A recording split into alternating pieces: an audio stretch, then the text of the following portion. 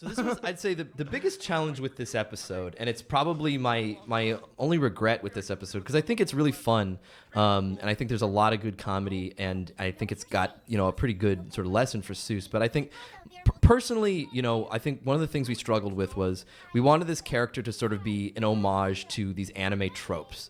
And there's the trope of the character who seems really sweet, but actually has this, this very dark side. And I think we wanted to show that this is the wrong solution. Like, Seuss shouldn't date a game. The problem is we made her it's Gravity Falls. So she is conscious. So she is kind of alive. And I think that there would have been an opportunity to give some depth to this character. But I think the feeling was, she's this living trope. She's a living, like Rumble McSkirmish. Right. Right. Who himself has no depth. And Right. so we kind of treated her like Rumble McSkirmish, just like this character who's designed to be this way. So Right. GIFfany also oversimplifies relationships and things it's gonna be forever perfect or you're mine or not and then Right. you die. It's sort of like she goes to extremes and is not a real person. So I think Exactly. And that was our needed to intention. learn to be with a real person. Yeah. But I think there was a missed opportunity there, and I think this episode kind of had a mixed reaction from some people because a lot of people loved it, but there was a number of people who felt that GIFfany as a character, there was a reductiveness about her presentation, and looking back on that, I see it.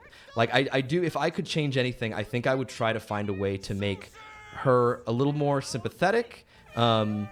And give her a better ending. We actually storyboarded. Our original ending for GIFfany was that she is zapped into one of these games and that her and Rumble McSkirmish get together. And the only reason we cut it was because somebody came up with that idea of Stan and Goldie going to Vegas, and it was so It's so funny. good. We so watched funny. both of them and we're like, this is one of the funniest scenes in the season. We got to keep it. What's the big difference? And then a lot of people saw this episode. They're like, they killed GIFfany, and all she wanted to do was be his great girlfriend. And it's one of those things where a very small decision where you're like, we've got these two options. This one seems a little funnier, can be interpreted as this giant statement Right. when it isn't really, We could have also used more time, the story needed more scenes with her to really interact, and we didn't have it. So we just have to cut to the action, and right now we're in the climax.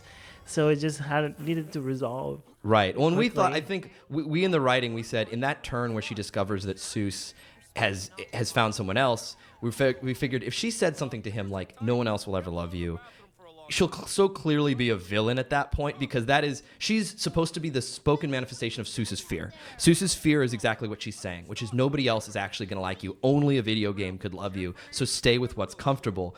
The feeling was, that will be clear. So when this character who's the manifestation of that fear is extinguished, Seuss is free. But people loved GIFfany. Like, she Right. was so well animated, so well storyboarded. The voice Right, actress did a great right. job. She's adorable. Sometimes there's Yeah. something that you don't predict, which is that if everyone's really bringing their A game, people fall in love with things that you don't expect them to fall in love with. Right. Um, And also, I think it's implied heavily that she,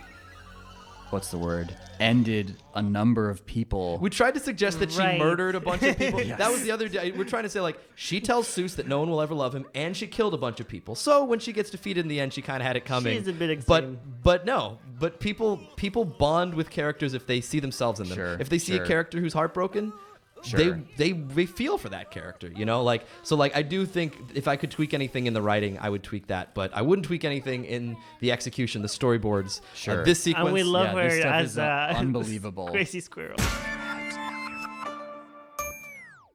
And at this point, a million anime fans screamed in horror. How could you kill her? She was cute and sad. Hey, she lives.